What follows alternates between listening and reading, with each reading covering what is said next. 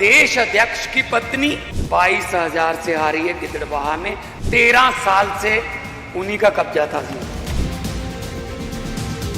अहंकार था कांग्रेस के कुछ एमपी के वहां डेरा बाबा नानक में 6,000 से उनकी पत्नी हारी है। ये तो टिकटें अपनी पत्नियों को देते हैं ना, इधर उधर तो इनको पता ही नहीं है ना क्या होता है।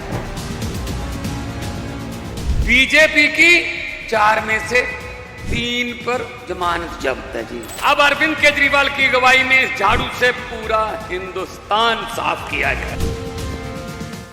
आज खुशी का दिन यह है कि पंजाब में 4 बाई इलेक्शन थे।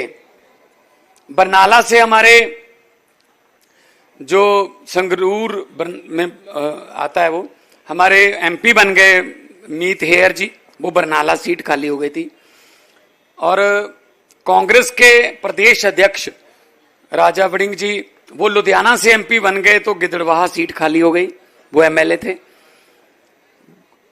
डेरा बाबा नानक से जो एमएलए थे वो एमपी बन गए गुरदासपुर से, तो डेरा बाबा नानक सीट खाली हो गई।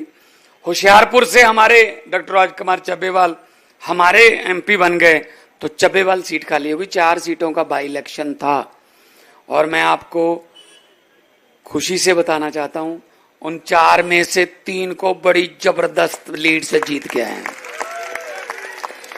जो आम आदमी पार्टी के पास पहली बार आई हैं,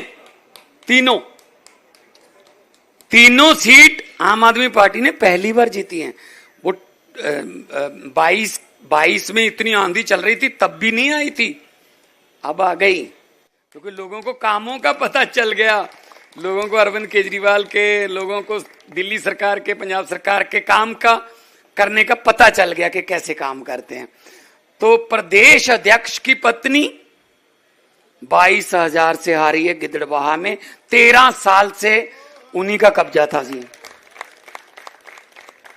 22,000 से हमारा कैंडिडेट जीता है गिद्दड़बाहा से। और जो अहंकार जो बोलता है, कई बार वो कहते हैं ना अहंकार और खुदा का वैर होता है।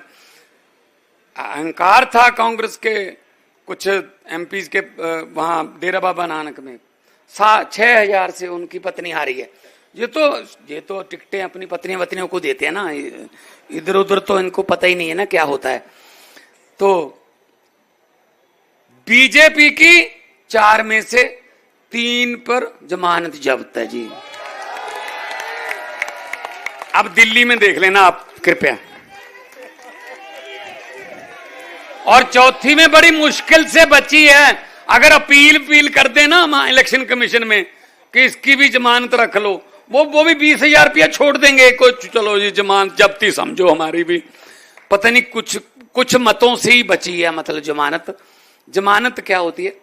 20,000 रुपया डिपॉजिट करते हैं, अगर आपको 16% से कम वोट पड़ते हैं तो आपको वो 20,000 रुपया वापस नहीं मिलता। इसको बोलते हैं जमानत जब्त, ठीक है ना। तो 3 जगह से तो मिलेगा नहीं, चौथी जगह पे वो लेंगे नहीं, तो समझो चारों ही जमानत जब्त हो गई। अब दिल्ली में 70 में से बीजेपी को कितने 20,000 वापस करवाओगे? 0 करवा दो बस। 20,000 इनके लिए क्या है? हाँ, वही मैं तो कहूंगा अरविंद केजरीवाल जी को और राघव चड्ढा जी बैठे हैं कि सुप्रीम कोर्ट में एससी डालो कि वो 20,000 कम से कम जनता के लिए तो यूज कर सकें, कि जो जमानत जब्त होती है वो पैसा जो है वो पब्लिक के लिए यूज कर सकें जी। ये वो पैसे हैं जो आपने एक बंदे को रिजेक्ट करके आपने पैसे दिए और ये पैसा आपको मिल रहा है। तो लोगों में ये भी कंपटीशन हो जाएगा, इसका भी 20,000 लेना है, और 20,000 को बढ़ा के थोड़ा 50,000 या लाख भी करना चाहिए, ताकि पब्लिक के पास थोड़ा पैसा, तो जैसे सीएम साहब कहते हैं कि 1 नेशन 1 इलेक्शन नहीं, ये तो हर रोज ही इलेक्शन होनी चाहिए। इलेक्शन के समय तो नेता जो हैं वो काबू आते हैं, इलेक्शन के समय तो कहते हैं हम ये दे देंगे। तो इसीलिए मुझे आज जब 12-1 बजे तक पता चला, सीएम साहब ने कहा दिल्ली आओ, दिल्ली के लोग आपका इंतजार कर रहे हैं और हम बड़े मंच पर ये बोलना चाहते हैं कि आम आदमी वो कुछ सोशल मीडिया पर या जो इनका ट्रोल मीडिया है, इनका पता नहीं कौन सा मीडिया है, तो ये करते रहते हैं ना, पता नहीं ये झाड़ू बिखर गया, झाड़ू खिलर गया, झाड़ू में से एक दो वीक जो तीले होते हैं ना, वो अगर सफाई करते करते निकल भी जाएं, झाड़ू सफाई करता रहता है। अगर कमल के फूल में से एक पत्ती काट दो, वो कमल का फूल नहीं रहता। अगर पंजे में से एक उंगली काट दो, वो पंजा नहीं रहता। हमारा तो झाड़ू रहेगा, हमारा झाड़ू सफाई करता रहेगा। और पहले इस झाड़ू से हम सिर्फ दुकान या मकान साफ करते थे, अब अरविंद केजरीवाल की अगुवाई में इस झाड़ू से पूरा हिंदुस्तान साफ किया जाएगा।